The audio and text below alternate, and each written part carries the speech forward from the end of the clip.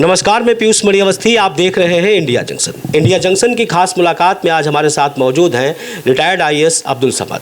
अब्दुल समद जी से कुछ सवाल हैं जो जनता के सवाल हैं और अब्दुल समद जी सवाल बताएंगे। क्या है मदरसा, मदरसों की कार्यप्रणाली क्या है, जो लगातार उत्तर प्रदेश सरकार में बैठे योगी सरकार लगातार मदरसों पे नकेल कस रही है। कई सवाल जहन में लोगों के उठ रहे हैं लेकिन जवाब देने के लिए कोई नहीं है। इसलिए इन सारे सवालों के जवाब देने के लिए आज हमारे साथ आज मौजूद है अब्दुल समद, जो बताएंगे कि क्या है मदरसा, क्या होती है मदरसों में पढ़ाई, क्या है मदरसे का विस्तार, आखिरकार मदरसों पे जो गाज गिर रही है वो क्यों गिर रही है, इसके पीछे क्या है, मदरसों में पढ़ने वाले बच्चों का भविष्य क्या है। मदरसों से जुड़ी एक एक कड़ी की गुत्थी आज सुलझेगी यहाँ पर और सारे सवालों के बड़े ही बेबाकी के साथ उनके सवाल के जवाब भी आप तक पहुँचेंगे। तो आइए सीधे चलते हैं हम मदरसों पे और अब्दुल समद जी के पास।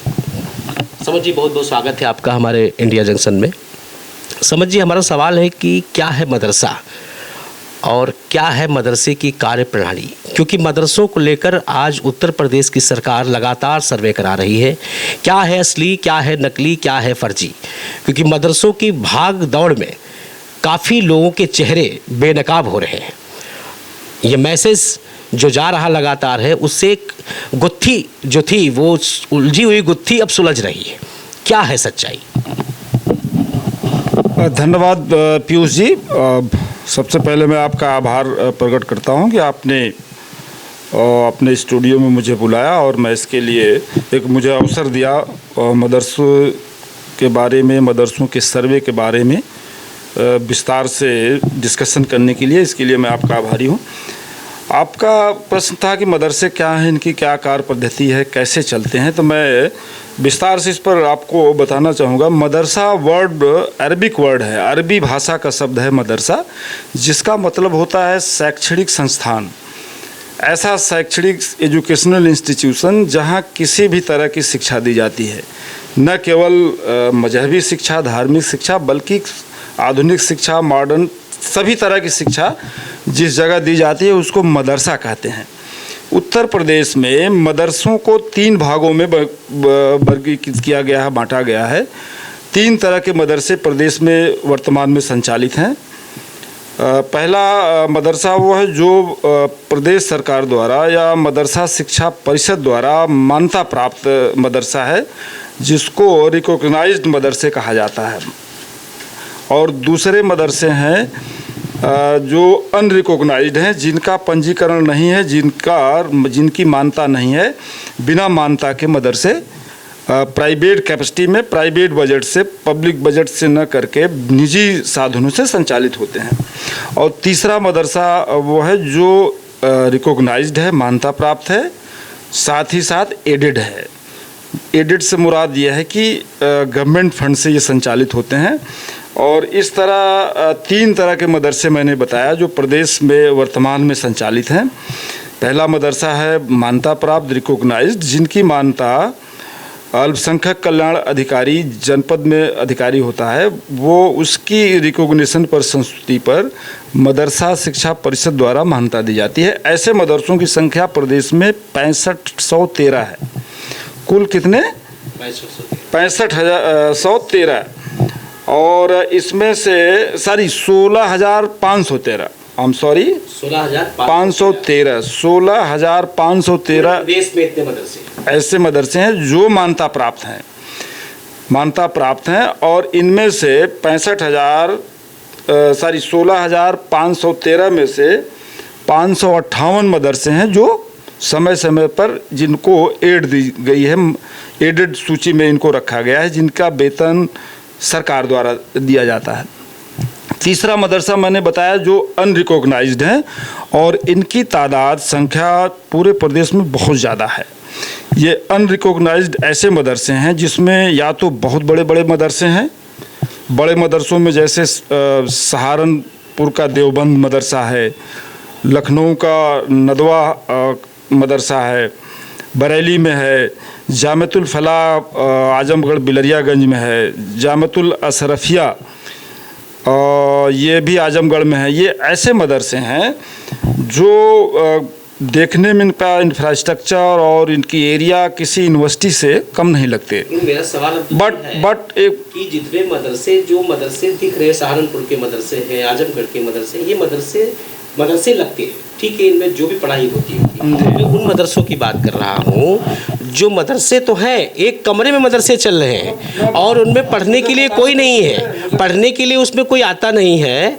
उनमें ऐसे टीचर भी लगे हुए हैं जो महीने में पैसा आया और निकाल के 2-2 हज़ार दे दिए और उस मदरसे का कोई सर्वे नहीं। जब वही ये सब मैं उसी पर आ रहा हूँ ना, उसकी मैं थोड़ा इंट्रोडक्शन तो मैं बात अधूरी रह गई। तो जो गैर मान्यता प्राप्त मदरसे हैं, या तो बहुत बड़े हैं या तो इतने छोटे हैं जो किसी कमरे में, मकान में, प्राइवेट कैपेसिटी में लोग चलाते हैं, गांव में, मोहल्लों में। तो इन मदरसों की तादाद बहुत लंबी है, लेकिन ऐसे गैर मान्यता प्राप्त मदरसों का कोई रिकॉर्ड सरकार के पास नहीं है।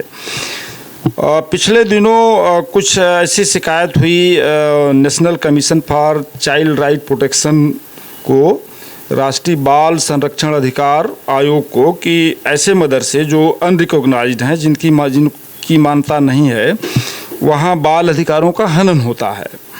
बाल अधिकारों का हनन होता है, कैसे होता है? वहाँ इंफ्रास्ट्रक्चर नहीं है, बाथरूम फैसिलिटी नहीं है, लाइट नहीं है, पानी नहीं है। तो उस लेटर पर, बाल संरक्षण आयोग के पत्र पर उत्तर प्रदेश सरकार ने मदरसों का सर्वे कराने का शासनादेश जारी किया और ये लगभग 1 महीने 25 दिसंबर तक,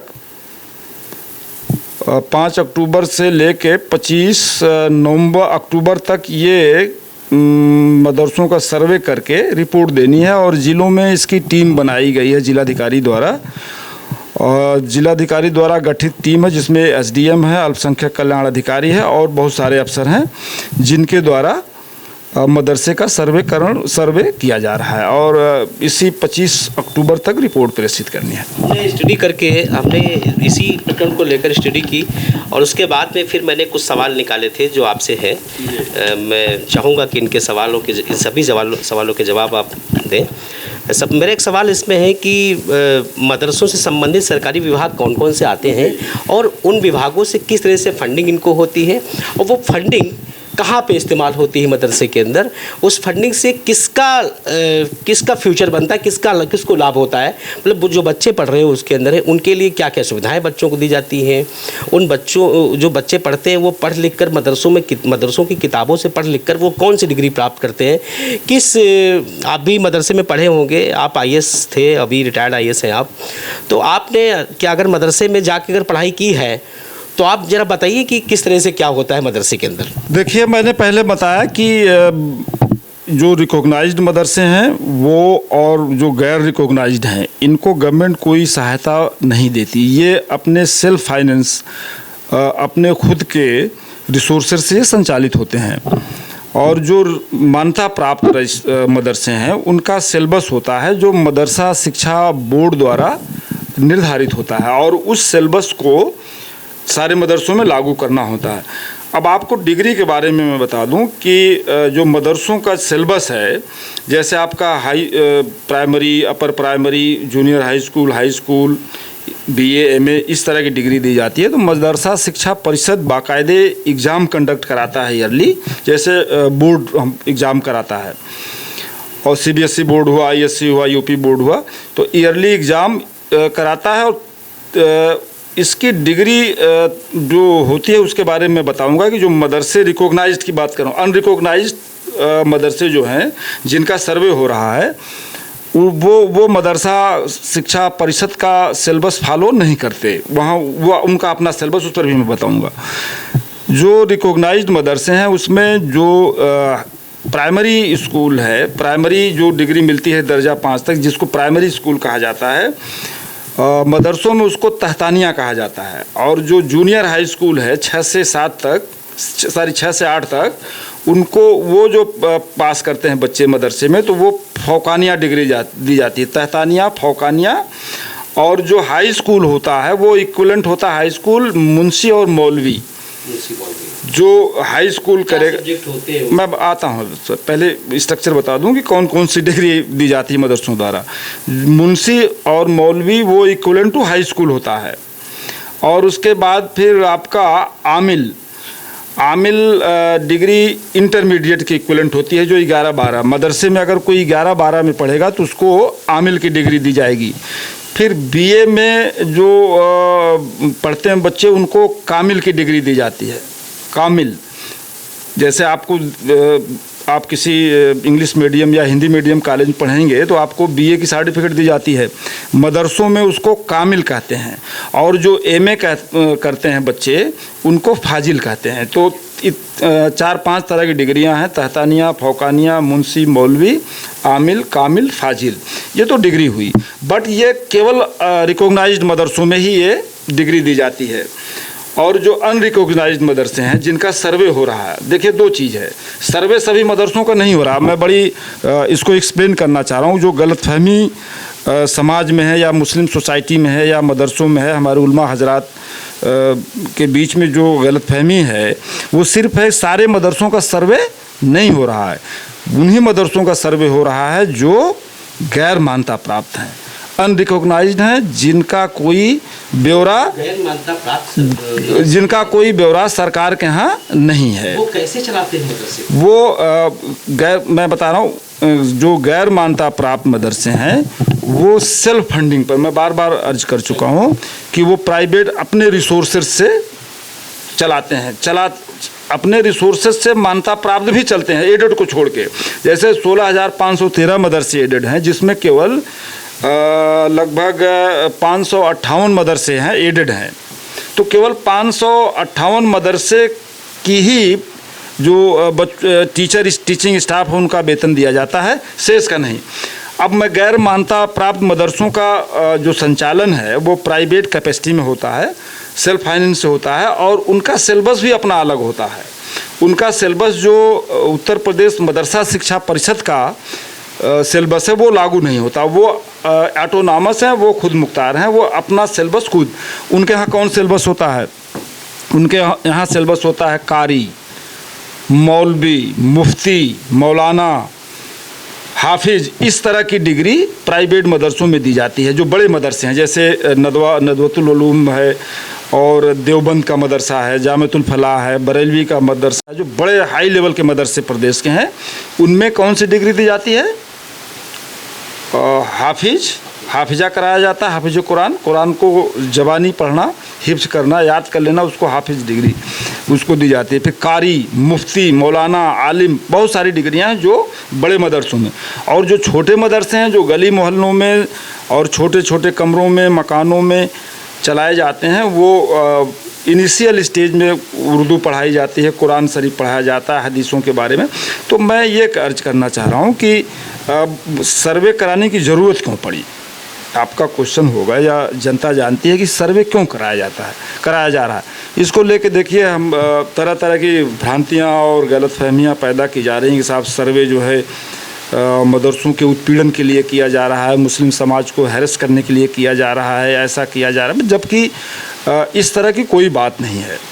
सरकार का नियत और इंटेंशन बिल्कुल साफ़ है कि ऐसे मदरसे जो अनरिकॉग्नाइज्ड हैं और प्राइवेट कैपेसिटी में चल रहे हैं, जो चाइल्ड राइट प्रोटेक्शन कमीशन है उसके निर्देश पर उसको जो फीडबैक मिली है उस पर कराया जा रहा है कि वहाँ समस्याएं हैं।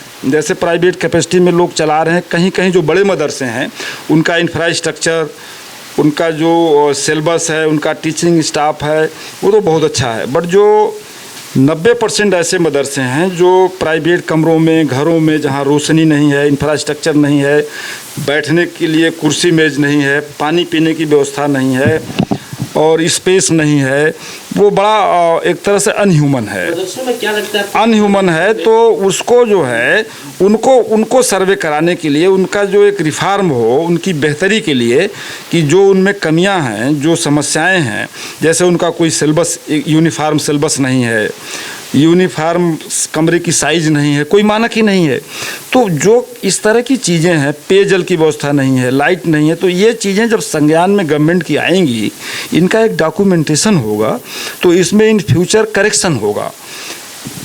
करेक्शन एक तरह से इसमें सुधार होगा। जो कमियां हैं कुछ गवर्नमेंट लेवल से एफर्ट होगा, कुछ लोग जानेंगे कि हमें ये करना चाहिए, तो इस लिहाज से सर्वे कराया जा रहा है। किसी उत्पीड़न की मंशा नहीं है, न किसी तरह का कोई परेशान करने की मंशा है, न तो बदनाम करने की मंशा है।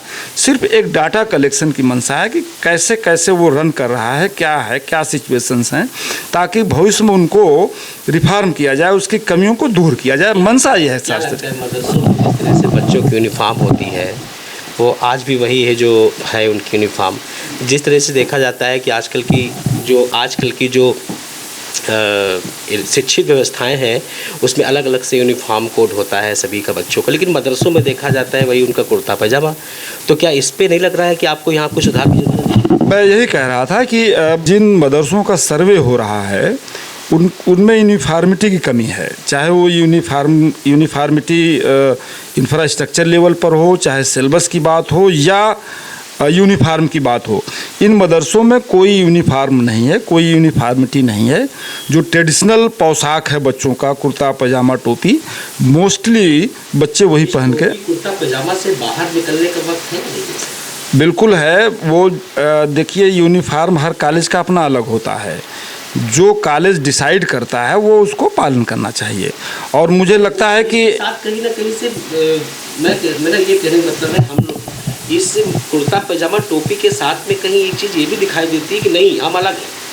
बिल्कुल बिल्कुल हम सेल्फ हैं। बिल्कुल। हम लोगों के स्कूल है, क्रिश्चियन मिशनरी होते हैं, शिशु विद्या मंदिर होते हैं, सबकी ड्रेसेस होती है, सबकी यूनिफॉर्म होती है। जी जी। यहाँ पे तो इन्हीं सारी चीज़ों, जो ये सारी बहुत कमियां हैं कि यूनिफॉर्मिटी नहीं है, या वक्त के टाइम के साथ जो रिफॉर्म होने चाहिए, जो इम्प्रूवमेंट होने चाहिए, जो सुधार होने चाहिए, वो नहीं हो रहा है।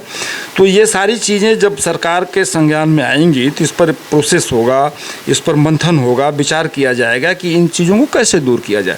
अब आप बिल्कुल सही बात कह रहे हैं कि एक ऐसा वक्त आ गया है कि एक यूनिफॉर्म मदरसों का होना चाहिए जो ट्रेडिशनल पोशाक से हट के हो, ताकि बच्चे मुख्य धारा से जुड़ें।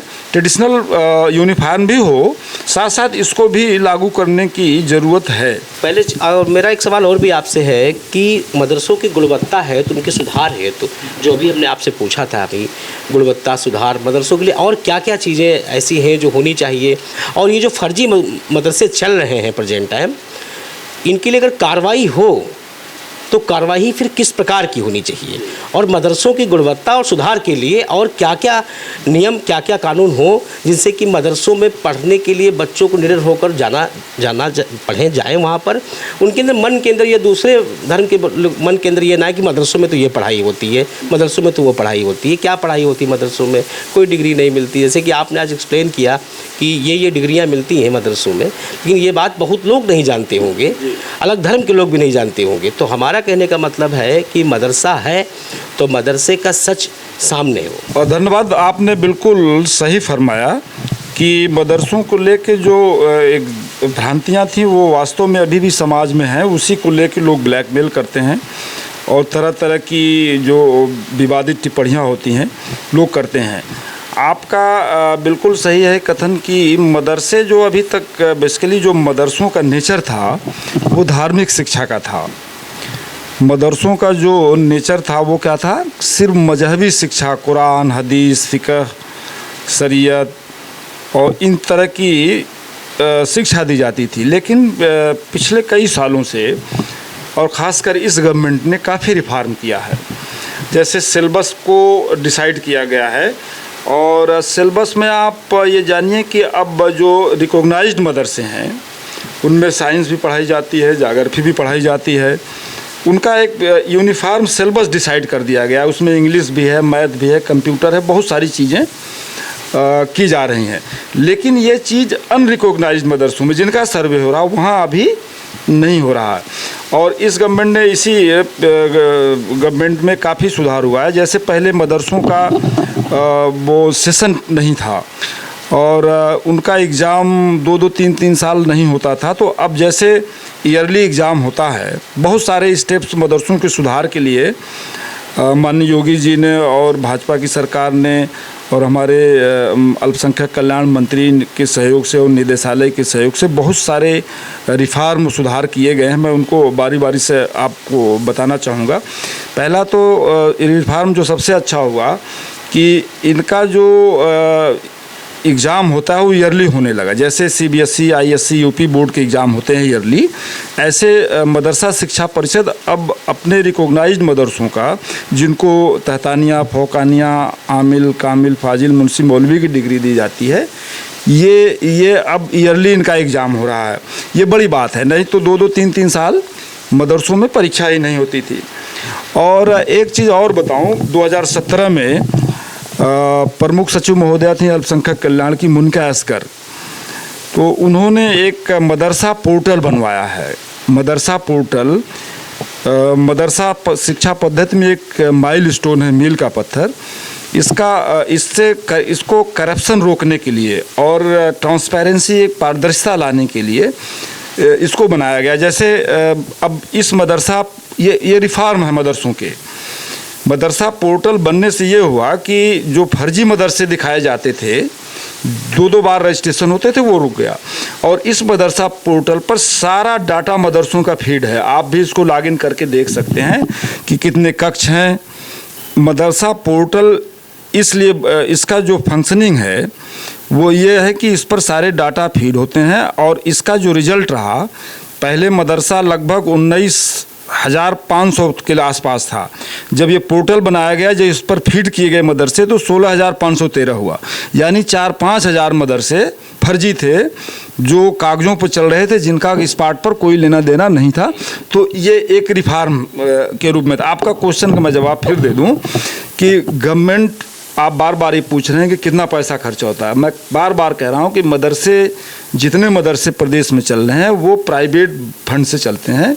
सरकार उसमें पैसा नहीं देती। सिर्फ लगभग 558 मदरसे हैं प्रदेश में, और ऐसे तो मदरसे की संख्या 50,000 है, जिसमें से 558 एडेड हैं। उन्हीं का वेतन सरकार, उनके शिक्षकों का, जो और कॉलेज, सरकारी कॉलेज हैं, उनका जो फीस स्लैब है वही दिया जाता है। बकिया जो 99% मदरसे हैं रेस्ट, वो प्राइवेट खर्चे से सेल्फ कैपेसिटी में रन होते हैं।